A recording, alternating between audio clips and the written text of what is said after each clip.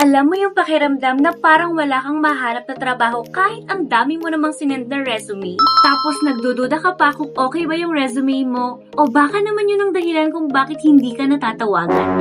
Same. Ganyan din ako dati. Kaya simula nung na-discover at ginamit ko ang BossJob app, it saves me.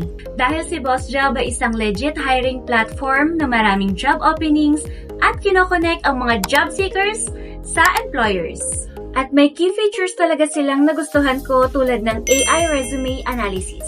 Kung saan i-upload mo lang ang resume mo tapos automatic bibigyan ka na ng insights kung ano yung kulang mo or pwede mo pang i-improve para mas mapansin ka ng employers. Tapos meron din silang job matchmaking recommendation at AI-driven to, meaning based ito sa skills, experience at qualifications mo.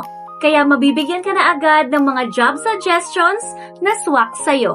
Kaya hindi mo na kailangang mag-scroll buong araw. Kaya kung gusto mong mas mapansin ang resume mo at makahanap ng work na fit sa'yo, simulan mo nang i-download ang BossJob app at gumawa ng profile.